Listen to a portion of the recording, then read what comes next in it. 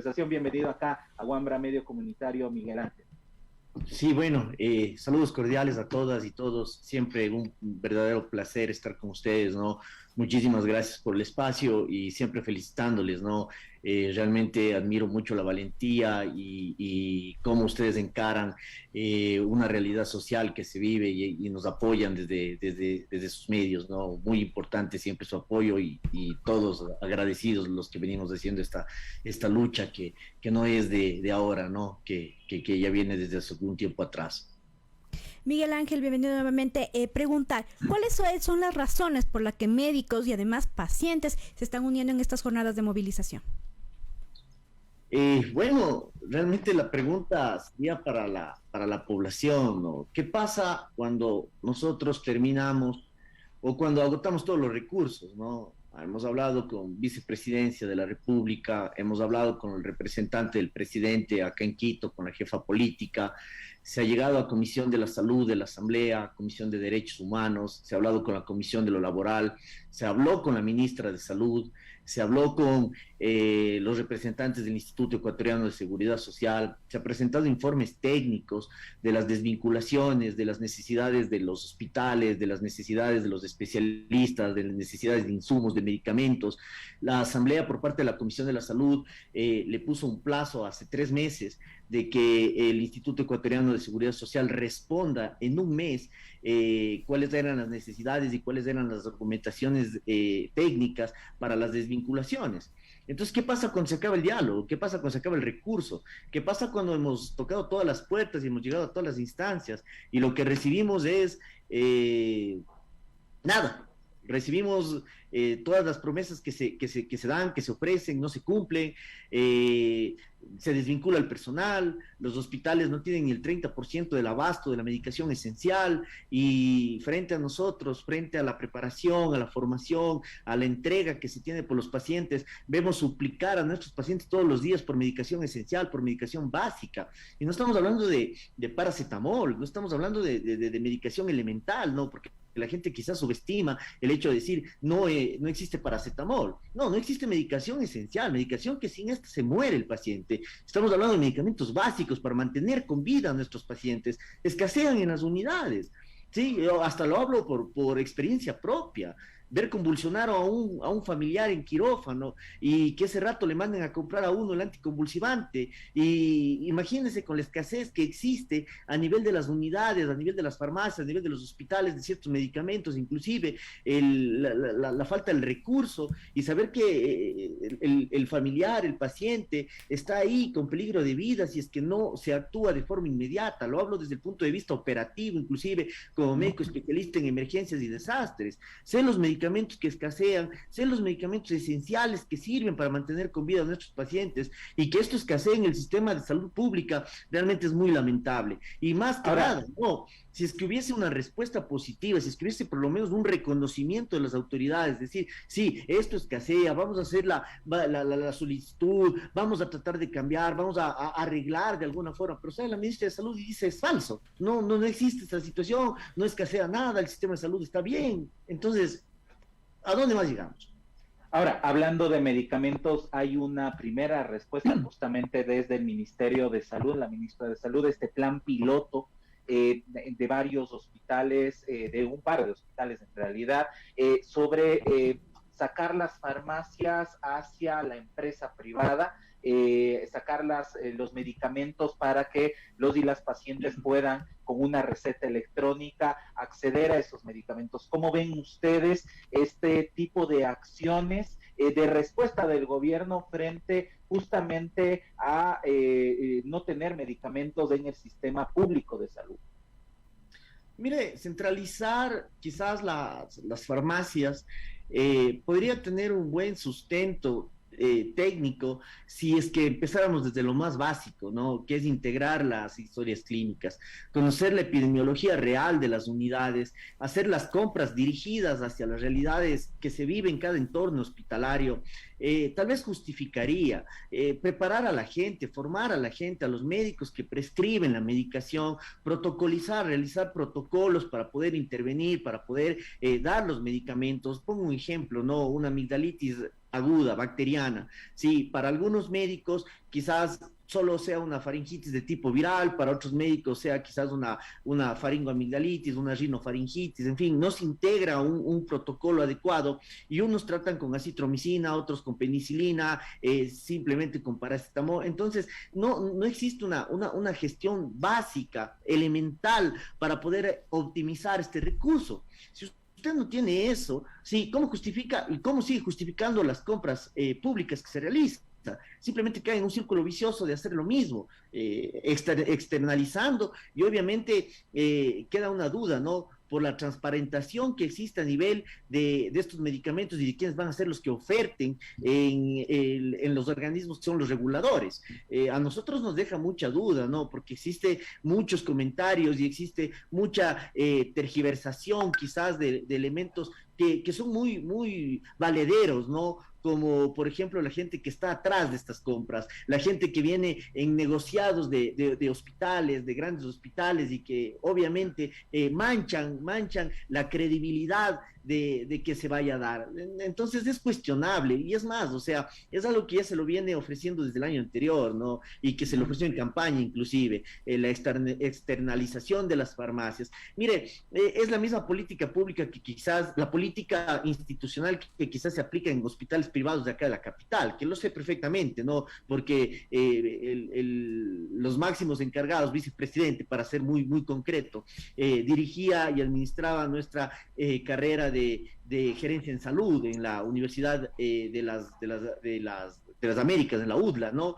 Y obviamente la política que se manejaba allá, y también lo digo como médico que he rotado por las instituciones privadas, hospitales de mucha referencia en Quito, no los nombro obviamente por el respeto que tengo a los lugares en los cuales me formé, sí, de la cirugía segura, de los tiempos quirúrgicos, de la externalización de las farmacias, en fin, pero eso no se aplica hacia una política pública. Hay cosas que son de mayor importancia en la política pública, hay cosas que obviamente el acceso, la gratuidad, la equidad, la igualdad, debe ser prioridad para los gobiernos, ¿sí? Que se hable de este tipo de cuestiones cuando no se soluciona la gratuidad de la medicina, cuando no se soluciona las transferencias de los pacientes, cuando no se soluciona el personal que existe a nivel de las unidades médicas. Entonces, yo pienso que existen prioridades mucho más amplias y que pueden obviamente cambiar inclusive la imagen y la percepción que nosotros tenemos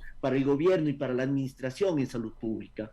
Ahora, Miguel Ángel, otra de las cuestiones también pendientes acá con el gobierno ecuatoriano es de las privatizaciones de la salud. Si bien el ministro Francisco Jiménez hablaba de que no se ha privatizado nada, pero ¿qué pasa a nivel, por ejemplo, del IES, de los otros hospitales públicos?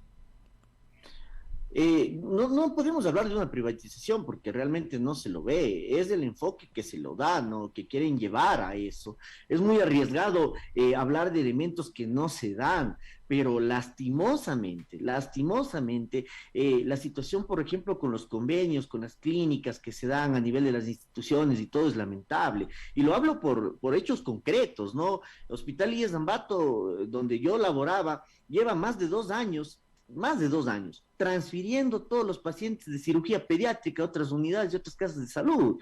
¿Qué implica esto para nuestros pacientes? Transporte, movilidad, irse a otra provincia, en fin, toda la situación inclusive emocional que tienen que vivir nuestros pacientes pediátricos. O sea, los pacientes que son más vulnerables, a los que obviamente el Estado los protege y los derechos de la Constitución respaldan toda la protección de nuestros pacientes pediátricos. Tienen que ser transferidos a otras provincias. No es más fácil contratar un cirujano pediátrico, no es más fácil hacer un convenio institucional, regional, para poder solventar estas situaciones. Creo que la parte humana, la parte, más que nada, la corrupción que existe a nivel de las instituciones, es el reflejo de lo macro, lo que sucede en lo micro. En las unidades hospitalarias, es muy lamentable la situación que se vive. Nosotros estamos viendo cómo los médicos explotan laboralmente a los médicos generales, hacen que hagan sobrecargas horarias, más de 200 horas, en fin, cosas que las tenemos totalmente argumentadas y las tenemos documentadas para exponer esta situación hacia las autoridades. Y lo hemos hecho, lo hemos venido haciendo de forma frontal, pero más bien se ha dado una persecución a la gente que habla. En tanto, las acciones de movilización para esta semana, que puedas confirmarnos que se realizará, que han pensado entre las diferentes organizaciones, tanto de trabajadores y trabajadoras de salud, como de familiares y pacientes, justamente que han estado en conversaciones durante este tiempo. Sí, a ver, para el día jueves en la mañana se tiene planificado apoyar nosotros como personal de salud a todos los enfermos catastróficos, enfermos de enfermedades terminales, huérfanas, raras, que van a hacer un gran plantón, una movilización al frente de la gobernación del Palacio de Gobierno, ¿no? Déjenme confirmarles ese dato precisamente. Vamos a apoyar nosotros desde la parte humana, el personal de salud que forma parte de nuestro colectivo, hemos decidido apoyar de forma desinteresada a nuestros enfermos, ¿no? Son ellos a los que nos debemos y obviamente debemos darles la prioridad.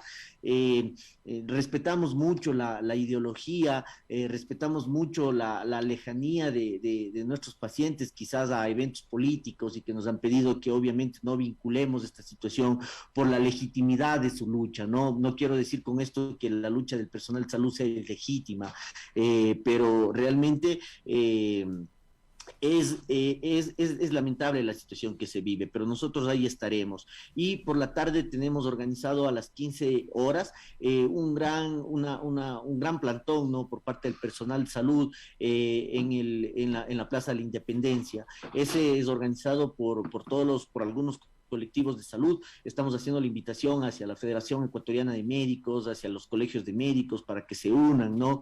Esta lucha no ha sido de ahora, ha sido una lucha que viene permanente, ya es una lucha de más de alrededor de 2 años, ¿no? Inclusive antes del cambio de gobierno nosotros venimos plasmando la realidad que se vive en los hospitales y obviamente estamos pidiendo el apoyo legítimo para una situación que nos afecta a todos los ecuatorianos, afecta al personal de salud, afecta a los pacientes y afecta obviamente al sistema de salud que cada vez está más deteriorado y en decadencia.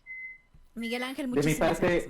Sí, de mi parte había quedado, disculpa Vero por interrumpirte, una última pregunta, que son justo acciones de participación en la vida democrática del país y tienen que ver con, por el otro lado, el pedido de revocatoria del mandato. Lo que le compete justamente al tema de salud, en estos planes que están observando que el presidente de la República no ha cumplido. ¿Cómo ven ustedes el seguimiento de pedido de revocatoria del mandato al Consejo Nacional Electoral? El presidente de la República ha respondido con varios, nos comentaban, con varios cartones, con archivos, ha enviado al Consejo Nacional Electoral. ¿Tiene vistas de avanzar este proceso de pedido para la consulta, para la revocatoria del mandato? Sí, a ver, también como personal de salud, obviamente dentro de la parte técnica hemos tenido conversatorias y formamos parte de la coordinadora de la revocatoria. Creemos en una democracia libre, en una democracia obviamente participativa, desde las bases del pueblo, ¿no? Que somos gente que obviamente no tiene ninguna bandera política y que se ha cansado de la realidad que vive el país y que nos hemos unido de la forma democrática a pedir que se dé esta revocatoria del mandato, ¿no? Tenemos del 100% de las propuestas del gobierno nacional en el primer año, no se ha cumplido ni el 10%. Entonces, argumentos nos sobran para decirle al gobierno, usted no ha cumplido, decirle al gobierno tanto en conjunto, ¿no? Porque los dos fueron los que firmaron la propuesta electoral, ¿no? Tanto Guillermo Lasso como Alfredo Borrero, decirles a ellos que se vayan a la casa, ¿no? Que se vayan a la casa, que no han cumplido, que están afectando al pueblo ecuatoriano.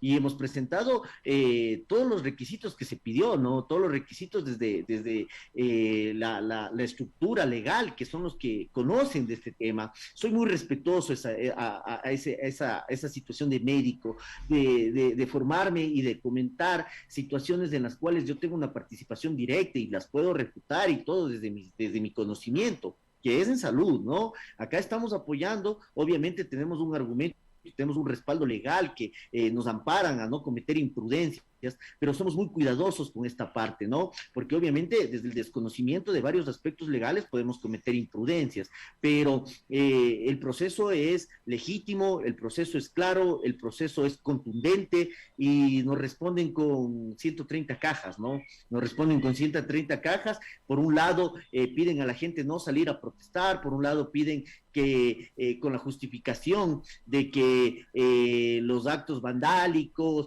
que no se impide el progreso de la ciudadanía, que se impide que la gente salga a trabajar, perdón, más daño se hace, ¿sí? Con la delincuencia activa, como se vive, esa zozobra de la gente que tenemos de salir todos los días a las calles a trabajar porque nos roben, porque nos maten, más miedo a asistir a unos hospitales en los cuales no existe medicación esencial, en la cual le mandan a comprar todos los medicamentos y no existe personal, y el medicamento que falta y que escasea, si es que no se lo tiene, usted se muere, más dolor, más preocupación nos produce la crisis económica que se está viviendo en los actuales momentos. Si nosotros nos quitan la legitimidad de la marcha, tenemos el otro elemento, que es democrático, que es justo, que es legítimo, pero también nos salen con esta argumentación, ¿no? De alrededor de 130 cajas, en la cual lo único que se le pedía al gobierno nacional era que justifique y que exponga si se ha cumplido el plan de gobierno que tenía. Y a ojo de toda la población, sabemos que no se ha cumplido. Entonces, ¿qué quieren hacer con estas 130 cajas? ¿Va? Tapar tal vez la inoperancia, tal vez tapar la incompetencia que ellos han tenido. Miguel Ángel Crespo, muchísimas gracias. Vamos a estar pendientes tanto del proceso de revocatoria como también de las movilizaciones anunciadas. Muchísimas gracias.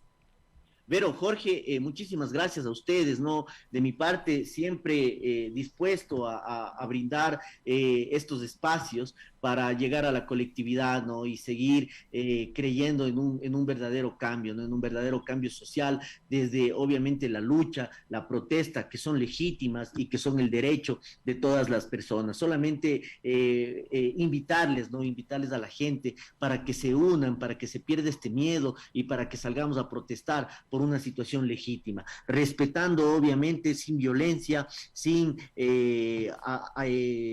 actos que puedan dañar y que puedan afectar a nuestra población. Una marcha pacífica, salir a protestar hacia el gobierno y decir basta, basta de tanta injusticia y tanta inoperancia que existe. Muchísimas gracias y a las órdenes siempre.